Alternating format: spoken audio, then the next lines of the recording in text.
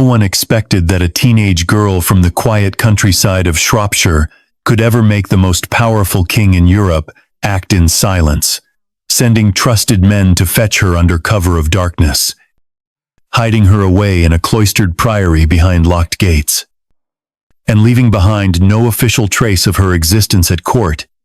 But that is exactly what Elizabeth Blount, known more simply as Bessie, did. She had no crown. She held no title. Yet she gave King Henry VIII the one thing none of his lawful wives ever could: a son. A strong, healthy, golden-haired boy named Henry Fitzroy. A name that meant, quite literally, son of the king. Bessie never arrived at court with the dream of being queen. When she first walked the halls of the palace, she was perhaps only 13 or 14. Appointed as one of the maids of honor in Queen Catherine of Aragon's household, she was not of noble birth. Yet she carried herself with a natural elegance that set her apart: fair skin, light hair, a smile that flickered even when she did not speak, and a grace in her movements that felt as if every step had been taught to her in secret. It was said she could sing like a bird, dance like flowing water, and, most crucially, she knew exactly when to stay silent. These traits did not make her loud or famous at court, but they made her unforgettable. Her fate shifted on one cold, wet winter night in the year 1514. During the grand Twelfth Night festivities, a glittering spectacle of music, wine, musked gauzes, and whispering silks. Henry was then only 23, tall, broad-shouldered, bursting with energy, his red-gold hair glowing beneath candlelight, always the center of every room he entered. That night, when the music swelled and dancers took to the floor, Henry stepped forward, reached out his hand, and chose Bessie as his partner. It was said that from that moment, the king's eyes never left her, not for a single beat of the drum. No one knows exactly when their relationship began. Henry was known to be discreet with his mistresses, not out of fear of his wife, but because he liked to control the story. Yet by the year 1518, the truth could no longer be hidden. Bessie was visibly pregnant, and rather than deny it or create a scandal, Henry made another choice. He removed her from court. Quietly, he ordered his most trusted advisor, Cardinal Thomas Wolsey, to escort her out of London and into the safety of St. Lawrence's Priory in the countryside of Essex. There were no trumpets, no procession, just a closed carriage rattling across muddy roads beneath a moonless sky. That journey was never officially recorded. No letter survives, but it marked a turning point in the private life of the Tudor crown. There, hidden from the world, Bessie gave birth to a baby boy, strong, healthy, and unmistakably the king's. He was given the name Henry Fitzroy, a name reserved for royal bastards. But unlike other kings before him, Henry VIII did not hide the boy. He acknowledged him. He visited him, and he began to imagine what might be possible with a male heir, even one born outside the bounds of marriage. Within a few short years, young Fitzroy had been made a Knight of the Garter, the highest order of chivalry in England. On his 6th birthday, he was elevated to Duke of Richmond and Duke of Somerset. He was granted more than £4,000 a year, a staggering sum at the time, and vast lands across the realm. Though he would never officially be named heir, Henry gave him everything but the crown. And what of Bessie? She did not vanish. After the birth, she was arranged into a marriage with Gilbert Talboys, a quiet nobleman with ties to Cardinal Wolsey. It seemed like a calculated move to remove her from the political spotlight, but she was not cast aside. The king continued to send her New Year's gifts, golden goblets, and grants of land well into the next decade. She bore 3 children with Gilbert and lived in relative comfort in Lincolnshire. Far from the danger and gossip of court, when Gilbert died, Bessie remarried, this time to Edward Clinton, a handsome man 14 years younger than her. It was a love match, or at least it seemed so.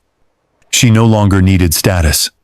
She had her own wealth, her own home, and her own story. With Edward, she had 3 daughters and continued her quiet life in the countryside, far from the shadow of the palace. But peace, for Bessie, never lasted long. In the year 1536, her son, the Golden Boy, Henry Fitzroy, died suddenly at St. James's Palace. He was only 17. His death, likely from tuberculosis or the plague, marked the end of a dream.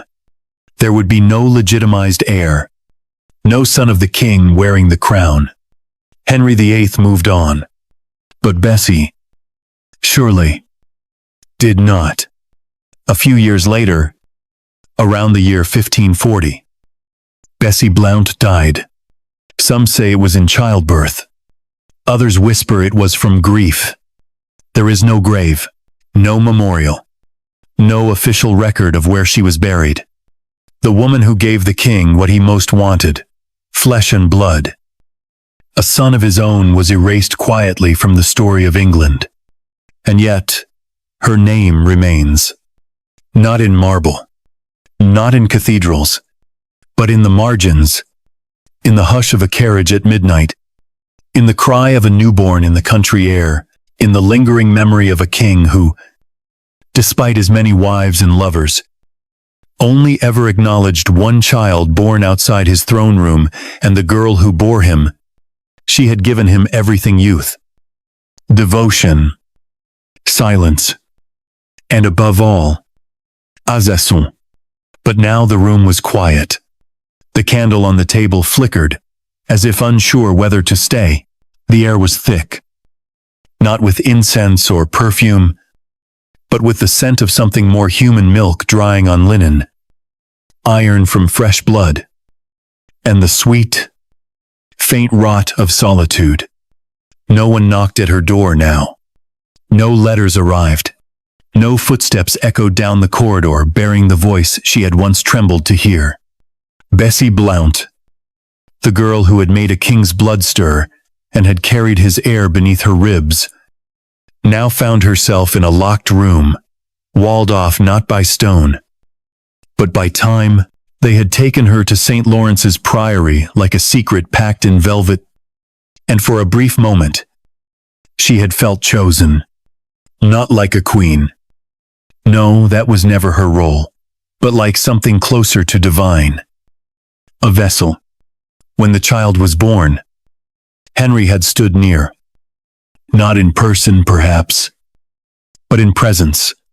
His gifts arrived like prayers, a cradle with gold trim, a nursemaid of noble birth, a priest sent to whisper blessings over the boy's hair, and then nothing.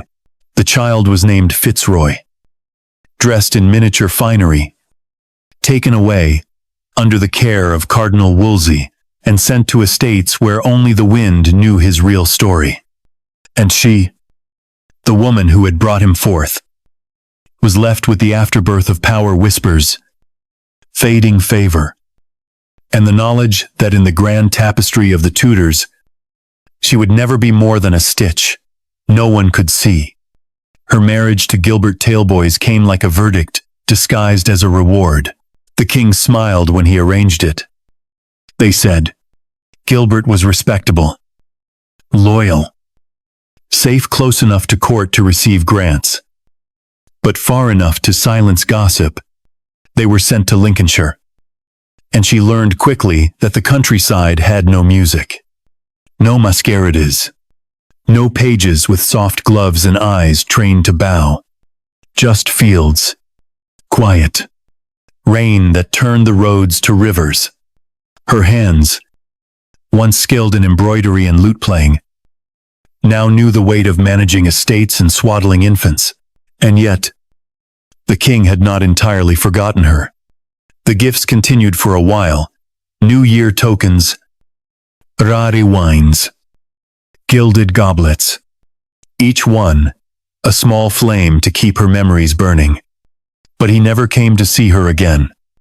Their children, Elizabeth, George, Robert, grew in the shadows of their half-brother, the one whose name carried royalty, even as it erased their mother's.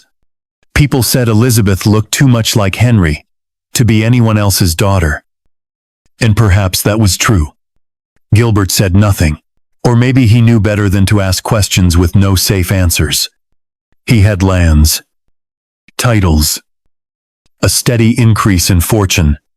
Bessie had her children, her letters unopened, and a growing ache that settled into her spine like frost. When Gilbert died in the year 1530, she did not weep in public. She wore black. Of course, every widow did, but her grief was of a different sort. It was not for the man in the coffin, but for the girl she had once been, the girl who had danced with a king, who had received love notes sealed with wax bearing the lion and the rose. That girl had died long before her husband. Bessie, now wealthy in her own right, courted no one and allowed no one to court her, until Lord Leonard Grey appeared at her doorstep with a question she did not expect. He was older, perhaps 20 years, her senior, but not unkind. His name carried weight, his family wealth, and his proposal came dressed in logic. He could protect her, raise her sons, restore her to court. If she wished, she listened, politely, as he made his case. And then, with the same quiet decisiveness that had once drawn a king to her side, she refused. She did not want court. She did not want politics. She wanted the silence she had earned. The room with the locked door, the pillow stained with memories. Not tears, but silence is a seductive liar. In the years that followed, her body began to ache in ways that could not be soothed. She met Edward Clinton, a man 14 years her junior, with a smile too bright for his age, and eyes that held no memory of her past. He did not know the girl who had once held the king's hand in a masked ball. He only knew the woman in black, walking slowly through the gardens of her Lincolnshire estate. Perhaps that was why she allowed herself to love him. Perhaps she wanted to be seen not as a former mistress, but simply as a woman. They married, quietly, sometime between the years 1534 and 1535. And she gave him 3 daughters, Bridget, Catherine, Margaret. No one asked who the fathers were this time. No one dared. Edward was loyal. And in marrying Bessie, he came under royal favor. He was seen at court again, pouring wine for Anne Boleyn at her coronation in the year 1533, smiling beside the very queen whose rise had once required the undoing of Catherine of Aragon, the queen under whom Bessie had once served. History had a cruel sense of irony, and Bessie knew better than to laugh. She stayed in the country. Let Edward ride to court. Let the names change. Let the queens rise and fall like tides. She had survived love. She had survived obscurity. She had nothing left to prove. But what even time could not dull was the bond between mother and son. And when the summer of 1536 came, with its heavy heat and murmurs of sickness, she felt the change before the letter arrived. Henry Fitzroy, Duke of Richmond, the only illegitimate child the king had ever acknowledged, had fallen ill. Within days, he was dead. Just 17. No procession. No marble tomb. No heir's burial. Just a quiet death behind closed palace doors. And a mother left to mourn in silence once more. No letter survives from Bessie's hand after his passing. No record of her grief. But grief does not need documentation. It lingers in the way a window stays closed for weeks, in the way the sheets are not changed, in the way a woman stops speaking the name she once whispered in dreams. She had outlived him by 3 or 4 years. Though the years did not matter anymore. Some said she died in childbirth. Others said she simply faded. One winter's morning between the 6th of February 1539 and the 2nd of January 1540, she was gone. The record does not show where she was buried. The king sent no message. The court did not pause. There had once been a girl who danced with a king, who made him smile. Not out of conquest, but affection, who bore him a son that proved his manhood when the queen could not. That girl had died many times on the carriage ride to Essex, at the christening of Fitzroy, at the foot of her husband's grave, and finally, in the locked room where no one knocked anymore. But if you listen, truly listen, you can still hear her between the pages of history that forgot her name, behind the heavy curtains of court, and in the silence between coronations. Not every queen wears a crown. Not every mother is remembered, but some women change the course of kingship with nothing more than a smile, a locked room, and a child whose name never entered the family tree. There are stories that begin with a birth and end with a name carved in stone. Bessie Blount's story was never given that luxury. Her name was written in the margins, passed between courtiers like a folded note. Too delicate to burn, but too dangerous to keep in open sight. She had already lost the boy who made her a mother. Now, in the shadow of that loss, the house in Lincolnshire began to feel less like a home and more like a waiting room where the clocks had stopped. The air was colder. Her daughters cried more often at night. And somewhere deep within her, Bessie felt a shift, a quiet reckoning that everything she had once carried in silence would now live on in daughters who bore her eyes, and a son whose blood had never truly belonged to the man who called himself their father. Gilbert Talboys had died in the spring of 1530, leaving behind land, title, and 3 children. Officially, they were his, but in the dim corridors of gossip, and among the knowing glances of those who had seen her rise and retreat from court, there was a question no one dared ask. Aloud, was Elizabeth really his, the girl? Pale and poised, with golden brown hair and the sharpness of cheekbones that mirrored a king, bore resemblance to a man who had not shared a bed with Bessie in many months before her birth. There was no scandal. Of course, only arrangements. Gilbert had settled lands on her. An income of £200 a year, a fortune in its own right, was quietly gifted to Elizabeth, as if someone, somewhere, wished to ensure her comfort long after the truth was buried. Bessie did not speak of it. She never needed to. The world of Tudor England was not ruled by evidence, it was ruled by survival. And survival meant knowing when to pretend, when to smile and curtsy and press a cool hand to a fevered brow.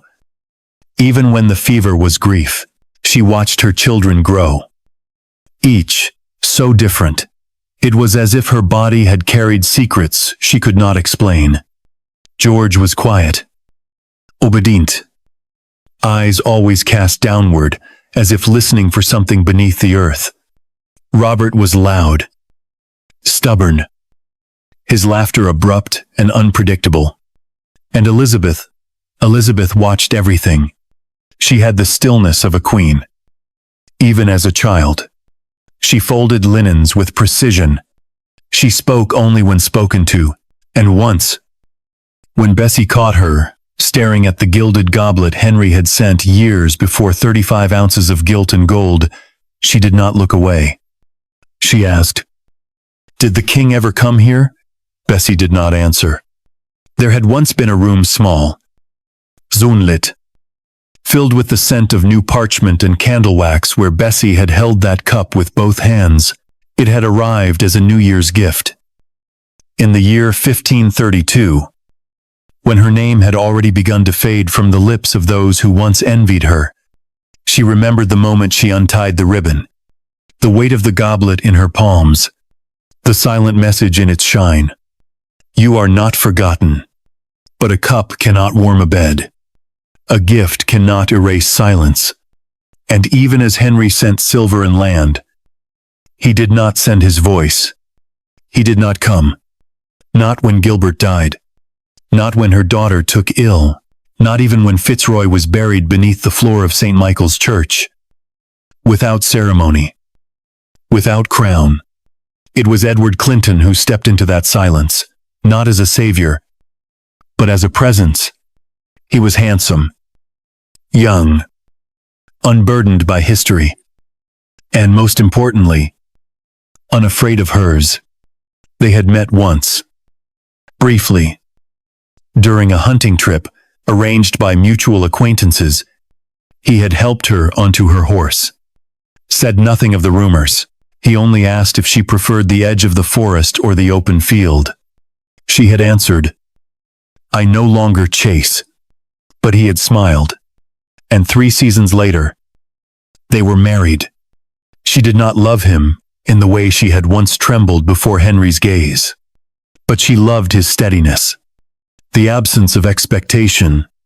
Edward did not try to be the father of her past children.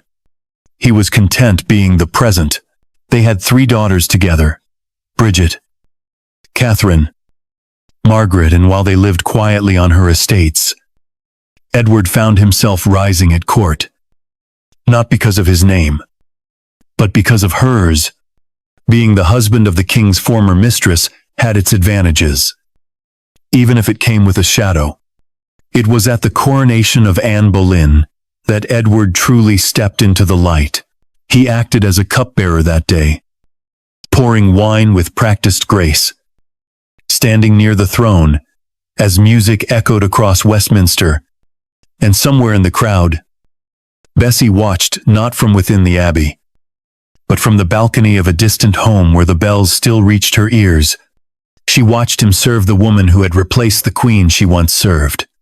She saw, in that moment, how history moved like a wheel, crushing those too still, too stubborn, too forgotten to step aside. The gilded cup remained on her mantle, unused, unpolished, a relic of a time when her name had weight. Now, it sat as a reminder that she had once been close enough to power to burn her fingers, but far enough to be left in its ashes. She had borne a child who might have been king. She had raised others in the knowledge that they would never be acknowledged. And still, she endured. When she lit the fire each night, it was not for warmth, it was ritual, a prayer in flame, for those who had left her, for those who still slept in rooms down the hall, unaware that their legacy was more complicated than any family tree could explain. And as the shadows danced on the stone walls, sometimes she would hold that goblet again, not to drink, just to feel its weight, to remember the hand that once chose her from a room full of silks and laughter. No tomb bears her name, no plaque records her titles, but there is a field in Lincolnshire where the wind moves differently, where the grass bends, as if in deference, and if you walk there at dusk, you may hear it, the soft clink of gold against wood, the echo of a child's footsteps who bore a name too great for his mother to claim. Some women leave behind crowns, others leave behind questions. And Bessie Blount, she left behind a goblet no one drinks from, a daughter no one dared question, and a husband who may have known the truth, but loved her anyway. By the time the leaves turned, in the year 1536, the world around her had gone quiet. Not the silence of peace, but the silence of absence, the kind that presses on the ribs, settles behind the eyes, and keeps company only with memory. There were voices once, echoing down corridors, lined with tapestries and expectation. Voices that called her name in secret. Voices that promised and laughed, and kissed the edge of her hairline like it was sacred. But now, even in the height of day, Bessie Blount heard only wind against window panes and the muffled rustle of dresses belonging to daughters who did not yet know what kind of silence comes when the man who once ruled your body becomes a ghost in your own mind. Henry Fitzroy was gone. Her son. Her prize. Her proof. The boy with royal blood and a name too fragile to live past 17. No coronation. No public mourning. He had died in a palace. But there were no fountains weeping for him, no banners lowered in the square. Only a few lines penned by men with wax-stamped fingers and calloused hearts. The Duke of Richmond is dead. That was all. That was it.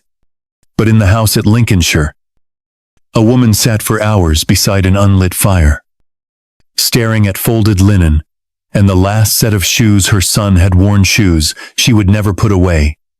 There had been letters once, dozens of them, folded and creased. Some still stained with sealing wax that smelled faintly of amber and myrrh. Bessie kept them all, in a chest. Beneath linens no servant was allowed to touch. In a room only she entered. They were never signed with his name. Only initials. Symbols. A fox's tail. A crown. A pressed sprig of rosemary. But she knew his hand, like she knew the pulse in her wrist. Henry had once written her whole verses. Not the clumsy kind, no. These were practiced. Words that made her laugh when she was too tired to smile. Words that made her believe she was more than just the body that carried his heir. She never answered them. Not directly. Not on paper. But when he had sent her a silk ribbon, she wore it to mass. When he'd gifted her a ring, she let it catch the candlelight in front of his wife. When he sent for her in the early days, she had gone. Always. In silence. Not out of fear, but out of understanding. Theirs was not the kind of love that was meant to survive in daylight. It was a thing of corridors and shadows, of half-spoken promises, and the heavy thud of a locked door at midnight. And yet, it had been real. Now, with her son buried beneath foreign stone, she opened the chest again, for the first time in years. Her fingers hovered over the parchment, delicate as breath. She read none of them. She didn't need to. She remembered every line, every inked word, every secret endearment that had once made her feel like she was being sung to without melody. She did not weep. Bessie was long past weeping. Instead, she picked one, an early one, faint at the corners, and tucked it inside the sleeve of her gown. She wore that letter for 3 days. Edward noticed. Of course, her second husband had the patience of saints and the eyes of someone who understood the weight of what could not be said. He never asked her to speak of the boy. Never pressed when she sat unmoving by the window. He rode to court when summoned. Brought back news of Anne Boleyn's fall. Of Jane Seymour's quiet rise. Of the king's face turning redder and rounder by the month. He told her things she already knew. But he never spoke the name Fitzroy. And she was grateful for that. It was in those years that she felt the ghost of Henry returning, not the man. Not the king, who now married one girl after another in search of an heir. But the ghost of the boy he had once been with her, the Henry who had danced at 12th night with a grin that cracked open the ceiling, the Henry who had whispered behind chapel columns, the Henry who had once, on a rainy day, pressed her palm to his chest and said, "I would have married you if you'd been born noble." She had not believed him then. She did not believe him now. But the ghost of that sentence lingered longer than most truths. In the evenings, Bessie took to walking alone. Past the stables, through the gardens, into the edge of the woods, where no lanterns reached. There, she spoke aloud sometimes to her son, sometimes to the man whose love had ruined her peace. She told them stories they would never hear. She confessed things no confessor would understand. She whispered memories like prayers, half hoping the trees might carry them somewhere beyond the realm of this cold and unforgiving world. Her daughters asked questions, as daughter do. Why she still wore black. Why she kept certain rooms locked. Why she never laughed at Edward's jokes, even when he meant well. And Bessie would smile, gently, as though the answer were simple. Some women are made of quiet, she would say. But that was not the truth. The truth was, she was still waiting for the sound of a footfall she hadn't heard in over a decade. The truth was, she still dreamt of rooms with velvet curtains and a boy king with golden hair running into her arms. Alive again. Laughing. Safe. One night, she finally lit the letters. Not all. Just a few. Enough to turn ash into memory. She did it slowly, holding each one over the flame until it curled like a dying leaf. The scent filled the room. Parchment, ink, and something sweeter. Memory. Perhaps. She watched the ash fall into the grate, and for the first time in years, she slept through the night. When she woke, she opened the window. The wind smelled of spring, of something almost like forgiveness. And though no one saw her, and no records remember, Bessie Blount stood in that light for a long while.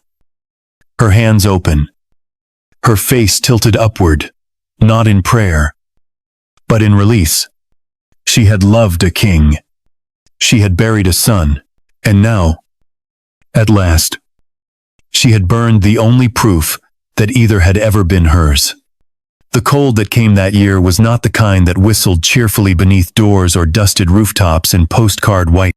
No. The winter that came to Lincolnshire in the closing days of the year 1539 was an altogether different beast. Thick, dark, and heavy, like a long sigh from the earth itself.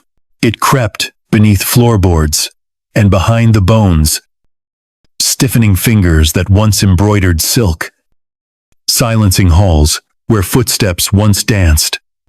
And for Bessie Blount, whose body had carried kings and secrets and names not meant to be spoken aloud, it was the winter that took more than warmth. It took her voice. She had not been ill. Not at first. There were days when she still walked the frost-covered gardens in her wool cloak, and hands tucked neatly inside fur-lined sleeves, watching her youngest daughter chase birds too quick to catch. There were evenings when she sat by the fire with Edward, her husband, sipping broth, saying little, but present. And then came the mornings. She could no longer speak without pain. Her throat, once soft with laughter and lullabies, turned raw, then silent. Her voice thinned to a whisper, and finally, to nothing. Doctors were summoned. Salves were made. Steamed cloths, soaked in vinegar, and herbs were placed on her chest, and whispered Latin prayers spoken beside her bed. But nothing brought her voice back, and as her words faded, so did the outlines of the world she had once shaped with them. She watched as conversations passed over her like drifting snow, her children speaking to one another, her servants trading glances, her husband placing a hand on her shoulder instead of asking what she needed. She had been invisible once before, but this was worse. Then, she had been hidden by the king. Now, she was being erased by time itself. But silence makes space, and in that space, her eldest daughter Elizabeth began to speak more. Elizabeth had always been different, observant, still. She watched the world with an intensity that made others uncomfortable. Her siblings deferred to her without knowing why. She walked like someone older than her years. And when she asked questions, she did so, not out of curiosity, but out of hunger, like she was trying to reclaim something that had been denied to her since birth. It was Elizabeth who found the last unburned letter, tucked behind a wooden panel in Bessie's old writing chest, the wax seal long gone, the ink slightly faded, but the words still unmistakable. It was short, just a few lines. He looks like me, but he smiles like you. I think, perhaps, I've done one good thing in this world. Paige. Elizabeth did not bring it to her mother at once. She read it, read it again, folded it, thought about it for days. She had always known there was a space in her life that no one had dared explain. Her siblings were too young to remember anything else. Her stepfather had treated them all kindly, but never spoke of blood. And her mother, well, her mother had been a figure of great love and great distance, wrapped in quiet dignity and long, quiet stares into the middle distance. So when Elizabeth came to her that evening, holding the letter in one trembling hand, Bessie already knew what was coming. The firelight flickered low. Her voice had not returned. Her hands were cold, but her eyes, those same eyes that had once caught a king's attention across a ballroom, were sharp as ever. Elizabeth knelt beside her, said nothing at first, then whispered, "Was it him? Was he my father too?" The question was like a needle through the last veil she had kept around her heart. Bessie did not nod. She did not shake her head. She only reached out, touched Elizabeth's cheek with the back of her fingers, and let them rest there. And in that touch, soft, deliberate, still the answer lay. Elizabeth did not ask again. Some truths do not need to be spoken aloud. Some truths are better carried like a second spine, quietly, firmly, invisibly. That night, Elizabeth sat beside her mother long after the others had gone to bed. She did not speak. She did not cry. She simply stayed, as if by staying she could keep Bessie tethered to the earth for a little longer. The snow came heavy that week, and the servants lit fires in every room. Edward rode south on royal business, leaving the household in his daughter's care. And on the morning of the first new moon in January, Bridget found her mother still in bed, still in breath, but drifting. Her skin had taken on the pale tone of old parchment. Her lips moved, though no sound came. It was Elizabeth who knew what to do. She knelt. She took her mother's hand, and she read the letter aloud. Not the one she had found, the one Bessie had burned years ago, but remembered line by line.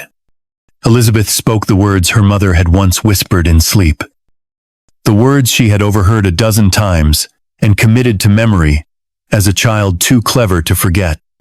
"My dear heart," she began, "and the world may never know what you've given me. But I know, and I will never let them forget." Bessie's hand squeezed once, faint and brief, and then fell still. They buried her quietly.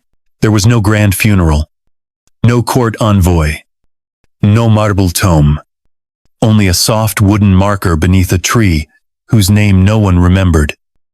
In the furthest edge of her own estate, Edward returned days later. He wept, but only once, and only when no one was looking. The daughters wore black. The house stayed quiet for weeks, and when spring came, Elizabeth took the last letter and placed it in the fire, not out of anger, but because she finally understood. Her mother had not kept those letters to remember him. She had kept them so she would never forget who she had been before the silence came. And now, that silence belonged to Elizabeth. and she would not let it swallow her. Long after the frost melted, and the branches once bare began to bloom again, the house in Lincolnshire remained subdued. The grief that had settled over it did not lift with the changing seasons. It did not respond to light or time. It simply settled deeper, like dust in the corners of a room no longer opened. The servants moved more quietly. The daughters spoke more softly. And in the cellar, tucked behind crates of preserved quince and dusty flagons of elderflower cordial, there was a canvas no one dared hang upstairs. It had not been painted in London, nor by royal commission. But the hand that made it had known its subject well. It was a portrait of Bessie, young, but not too young. She sat facing slightly to the left, as if caught mid-turn, her eyes not fixed on the viewer, but on something just beyond the edge of the frame. She wore no crown, no jewels, only a simple pale gown and a red ribbon around her throat. Her mouth, unpainted, seemed caught between speech and silence. And though it was not signed, Elizabeth had always known who had ordered it. The king had never been allowed to display it. Not in his chambers, not in the hallways of any of his palaces, but he had paid for it all the same. Quietly, anonymously.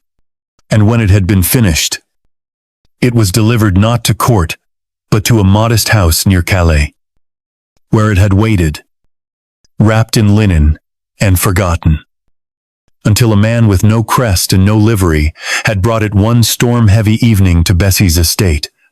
He said it belonged here, was all the man had offered, before disappearing back into the rain. Bessie had never hung it. She had hidden it. Perhaps she feared what it might say to others. Perhaps she feared what it might say to herself. Now, years later, her daughters debated what to do with it. Margaret wanted it gone. She didn't want it shown. She said she could have hung it if she'd wished. But Elizabeth disagreed. She saw it not as vanity, nor as scandal, but as testimony, a proof of a woman's existence in a world determined to erase her. And so one afternoon, while the household was quiet and the sun crept in slantwise through the upper hall, Elizabeth carried the portrait upstairs with her own hands. She hung it in the farthest room on the west wing, the one that had belonged to her mother, now locked since her death. She cleaned the frame, brushed away the cobwebs that clung to the corners, and for a long while, she simply stood there, watching the face that had once been young, alive, in motion. She did not cry. Elizabeth rarely cried, but when she finally turned away, she left the door open. There were other things smaller, stranger remnants that began to surface in the years after. The church in the village, for instance, had always held a peculiar silence around certain dates. On the 22nd of July, the priest would pause just slightly longer during morning prayers, and no one ever said why. It was whispered that someone of noble blood had been buried under the third pew from the altar, unmarked, unnamed, and though the stone floor bore no inscription, the villagers, old women with hands like roots, children with wide, listening eyes, knew to tread lightly in that space. And sometimes, in the cold hush of Lent, when the church was still and the wind made the candles flicker, the priest would murmur a name in Latin that didn't appear in any of the records. Domina Elizabetha. It was never explained, never acknowledged. But Elizabeth heard it. She came every Sunday, dressed in black, no longer as mourning, but as habit. She would kneel. She would listen. And when the name was spoken, barely audible, more breath than voice, she would bow her head just slightly lower. She had never married. Suitors had come, gentlemen of respectable lineage, some with land, others with ambitions to climb. She had been polite. She had served tea. She had smiled with the reserve of a woman who understood exactly what was being offered and what was being asked. And then, always, she had refused. Not cruelly. Not dramatically. Just clearly. She wore her mother's ring on her left hand and never removed it. Even when asked, it was not that she disliked men. It was that she had watched too many women become ghosts beside them. And Elizabeth had no intention of vanishing. Instead, she managed the estate. She learned the books. She negotiated leases and settled disputes among tenants. She visited the village alone, unescorted. Her boots often muddy. Her hair tied back without ribbons. People called her Lady Not Quite. Half joking, half wary. Unsure of her place in a world that measured women by whose name they took. But Elizabeth carried herself with such composure that even the most arrogant clergymen offered her deference. She kept the portrait room locked, but visited it often. Sometimes to sit, sometimes to speak, sometimes to simply be still in the presence of the only woman she had ever truly admired. The one who had given birth to a prince, refused to chase a crown, and died with a name half erased and wholly unspoken. Once, a visiting cousin from court, a thin-lipped girl with too many brooches and too much perfume, asked why she had never come to London. Never sought a match. Never tried to insert herself back into the royal circle. Elizabeth had smiled, quiet and steady, and answered, "Because my mother already did." In time, the world moved on. Edward Clinton remarried. The children of Margaret and Bridget grew and scattered. The reign of King Henry ended in a roar, followed by his sickly son. Then his two daughters, one of fire, one of frost. Bessie Blount's name appeared in no histories. Henry Fitzroy was reduced to a footnote, and Elizabeth, who had neither title nor heirs, remained. In her later years, the villagers said they could hear her singing in the West Wing. Old songs, courts, ones no longer played in London, but still remembered in her bones. And sometimes, on cold mornings, they saw her walking through the mist, tall, silent, with a black dog at her side, and the portrait room key hanging from her waist. She died in her sleep. They say, no pain, no sound, just a stillness deeper than rest. The portrait was never found. Some said it was buried with her. Others claimed it was hidden again, behind new walls or beneath floorboards no longer trodden. And the church never added her name to the records. But the priest, an old man by then, nearly blind, whispered one last Latin prayer above her grave. Domina Elizabetha, quieta est. Lady Elizabeth. She is quiet. It was many years after Elizabeth's death, when most who had ever seen her face were themselves long buried, that the letter came to light again, not in a grand archive, nor a noble family's collection, but in the locked drawer of a chapel vestry, sealed in wax that had darkened with time, its edges curling like old bark. The handwriting was delicate, measured, and unmistakably from another century. Its seal bore no crest, no mark of office, only a pressed sprig of rosemary and a single Latin word etched faintly around the edge, memorare, remember. The priest who found it had only recently arrived in the village. He was a young man, new to the silence of this place, more used to London's noise than the sound of crows wheeling over stone. He had been sorting through old donation ledgers, looking for anything worth preserving, when he pried open the bottom drawer and discovered the letter, folded tight, untouched by light. wrapped in a piece of fine linen that crumbled at his touch. And though the seal cracked beneath his thumb, the words inside were still clear as if they had waited. He read it once, then again. It was not addressed to anyone, nor signed, but it did not need to be.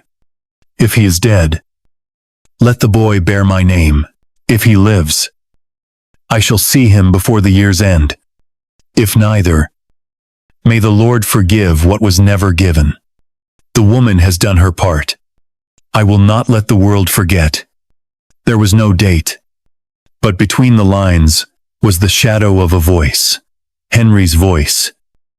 The man who had once stood at the center of England, and yet had sent this message through the back doors of history, not by proclamation, but by confession. The priest, unsure of its meaning, took it to the village elder, a woman whose family had lived on the land for more generations than anyone could count. She did not need to read it to understand. It's hers, she said softly, or for here. Either way, it never reached her hand. And so began the whisper again. The name Blount, long buried in footnotes and family Bibles, rose like mist after rain, in kitchens and at well sides, in church pews and market stalls. People began to speak of the woman who had borne a prince and received no title, whose daughter ruled a house like a duchess, but never called herself one, whose portrait had vanished and whose grave bore no name. And when they said her, they no longer needed to explain who. The priest, moved by something he could not name, copied the letter by hand and placed it beneath the altar stone in the chapel. He did not display it. He did not claim it for Rome or for crown. He simply tucked it there, beneath holy ground, with the kind of reverence usually reserved for relics, a gesture not of canonization, but of memory. Years passed. Monarchs fell. Empires shifted. Roads changed course. But the name endured not in monuments or manuscripts, but in people.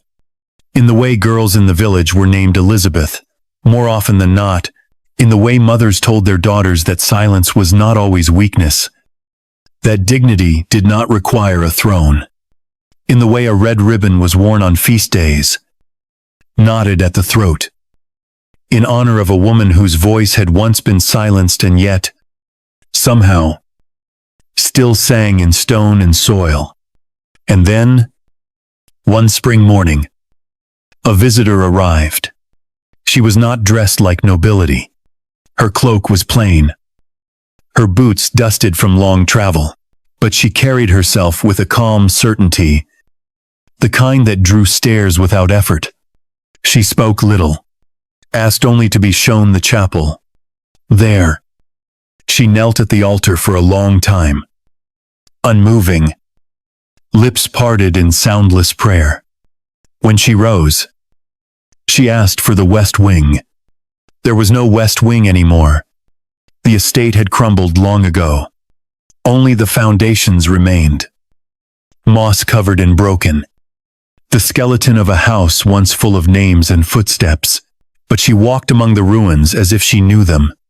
Her hand brushed the stones. She stood still in the place where the portrait had once hung, where a woman had once read old letters aloud into the dark. And then she said the name, Blount. Just once, just loud enough for the wind to carry. She stayed the night in the village, left before dawn, and was never seen again. But after that, small things changed. The chapel began lighting a candle each year on the 22nd of July, not officially, not by order of any bishop. It simply appeared tall, white, placed at the base of the third pew, lit before sunrise and left to burn itself out. And the women of the village, those with daughters, especially began to keep rosemary in their gardens, not just for cooking, but to braid into their daughters' hair on feast days. No one taught them to do this. It simply returned, like memory. As for the letter, the original was eventually lost, perhaps to fire, perhaps to time, but the copy remained, beneath the altar, guarded not by locks or guards, but by the quiet conviction that some names should never be erased. In the end, Bessie Blount left no title, no heir, no palace, but she left something older than stone. She left a name spoken in kitchens, not courts, a name whispered in prayers, not parliaments, a name that lived not on tombs, but in the soft, in stubborn remembrance of those who knew what history forgets, that love, once given, does not vanish, that silence, once broken, will echo, and that a woman, once erased, can be remembered even by firelight, even in secret, even forever. By the time her name was no longer written in ink, but remembered only in breath, the house had nearly disappeared into the land itself. The walls, once whitewashed and smooth, had cracked beneath ivy and frost. The chimneys leaned. The floors creaked like old men sighing in their sleep. And the west wing, where secrets had once lived behind closed doors, was nothing but mossy stones and memory. Yet still, in the hush of dawn, when fog lay low over the hedgerows and birds called in the hedges, the locals said they could hear it, a melody, faint and drifting, as if someone were singing just beyond the next field. It was not a hymn, nor a courtly song. It was older, stranger, a lullaby without words, a tune without a name, the kind of sound that makes a child quiet and a grown man pause without knowing why. They said it came from the ruins, that if you stood still among the broken stones and listened long enough, you'd hear a woman's voice, soft and steady, singing to no one. And though no one could say what she sang, they all knew who it was for. They called her the queen who never wore a crown, not out of sarcasm, not even out of pity, but with a reverence that grew in the soil, not in court. They said she had lived like a lady, but worked like a servant, that she had loved a king, but bent her knee to no throne, that she had carried in her body the only son Henry VIII would ever truly name as his, and that when that boy died, her silence had become more powerful than the trumpets of Whitehall. And though the stones remembered her shape, it was the fields that remembered her footsteps. There were rows of wild rosemary that still bloomed long after the gardeners stopped planting, patches of pale lavender, growing in perfect rings around the places where benches once stood. Children who wandered too far from home were often found asleep beneath the old apple tree in the orchard heads, resting against its roots as if lulled by something they couldn't name. And women, especially, felt it in the kitchen gardens, in the washing rooms, in the stillness before the first fire of morning was lit. They felt her, not as a ghost, but as a presence, not watching, simply being. One spring, a child was born in the village, with eyes so blue and hair so gold that old women gasped when they saw him. His mother, a washerwoman's daughter, said nothing, but she swaddled him in cloth, stitched with a red ribbon, and gave him no middle name. He already carries one, she said, and no one dared ask more. The priest who now tended the chapel had long since stopped questioning the stories. He kept fresh rosemary by the altar and replaced the candle beneath the third pew without fail. He had never met Elizabeth, nor her mother, nor anyone who remembered them firsthand. But he knew the air in the chapel changed when he whispered their names during morning prayers, and when the wind pushed open the door in mid-sermon. He did not call it a draft. The portrait, still lost, became legend, Some said it had been hidden in the beams of the house, sealed in oak behind the west wall. Others claimed it had been burned by her own daughter, out of fear or rage or sorrow. But a few, those with more patience than certainty, believed it was not lost at all, that it would reveal itself again only when it was needed, that one day a child would reach behind a loose stone or beneath a church floorboard and find the face of a woman who had once danced with a king and refused to be forgotten.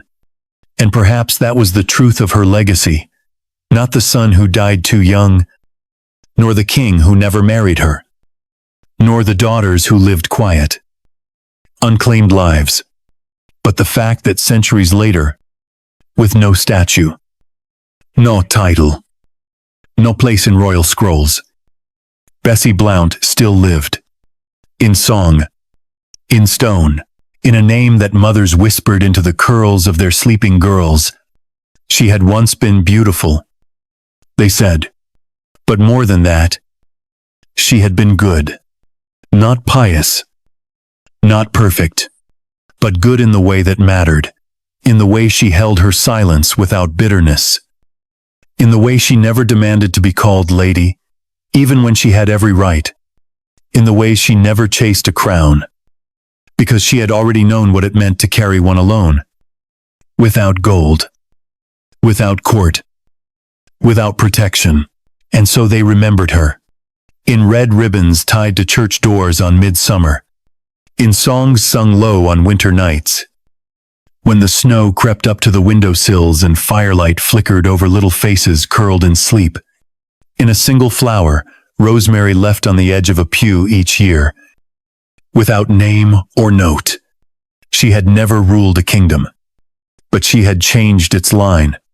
She had never sat on a throne, but she had raised a child who might have worn one, and she had never worn a crown, but somehow, no one ever forgot she had been a queen, not of titles, not of ceremony, but of grace, quiet, enduring grace.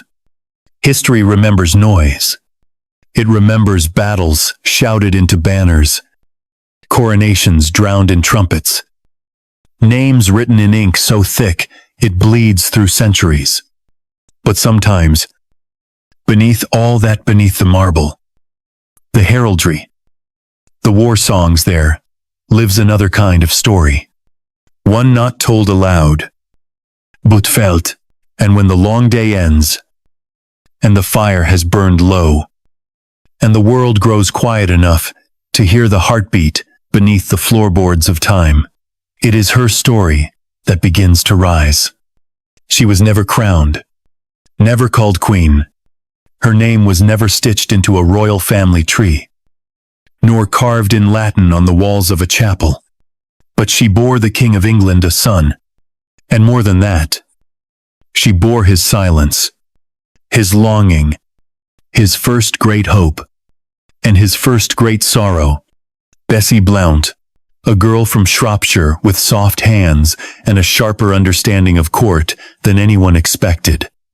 A maid of honor who danced with a king on a winter's night and, by spring, had changed the shape of the monarchy without ever raising her voice. He had chosen her, and unlike the 6 women he would later marry, he never tried to divorce her. He never called her traitor. He never took back what he had once whispered beneath a veil of candle smoke and secrecy. With Bessie, he did not promise crowns or power. He gave her something else, entirely his name. In the body of her child, Fitzroy, son of the king, a name that echoed with unspoken regret and unspeakable pride. He had tried, in his way, to give her things, titles, lands, arranged marriages wrapped in velvet and gold. He sent her goblets, messages, and silence. He had watched their son grow, made him a duke, placed him in the line, just close enough to the throne to taste it, but never to touch. And when that son died, at 17, in the hush of a chamber in St. James's Palace. Henry did not speak of it, but he sent no further sons into the world. No more names. No more acknowledgments. As if the door had closed with Fitzroy's final breath, and no other child would ever be allowed to stand where that boy had stood. And Bessie, she had never asked for more. She had married twice, lived quietly, raised daughters who asked questions she rarely answered. She had burned most of the letters, folded the rest into linen, and buried them somewhere behind her ribs. But Henry never quite let her go. Not in his gifts, not in the way he elevated her husband, not in the song that stayed in his private chambers. Long after she had left them, he had loved her, but not the way history writes of love. Not with poetry, not with crowns, with recognition. That, in his world, was the rarest gift of all. And in return, Bessie never exposed him, never sold her story, never gave interviews in candlelit drawing rooms or wrote bitter memoirs in her old age. She did not try to name their son legitimate. She did not beg for status. She did not scratch at the door of memory. She let the world forget her because she knew that he would not. The truth is, no matter how loud history speaks, there are always names it cannot say. Names that were folded away too early. Names that were too dangerous to write, too tender to share. Names that were held between lovers like secrets, sacred, sealed, and buried under time. But sometimes, names live on without being spoken. In the way a candle is lit without explanation. In the way a tune returns to a field no one plows anymore. In the way a child, centurie la terre, dreams of a face they've never seen, and wakes with a single name in their mouth. Blount. She never wore a crown, but a king bent his will around her. Not in law, not in ceremony, but in memory, and memory, in the end, is stronger than crowns. So sleep now. Let the trumpets of history fade. Let the noise of kings and battles, wives and wars, sink into silence. And in that silence, we remember her not as a footnote, not as a mistress, not as a forgotten girl, but as the one the king never stopped remembering, even when the world did. Thank you for walking slowly with her, for listening gently, and for remembering what history tried to forget.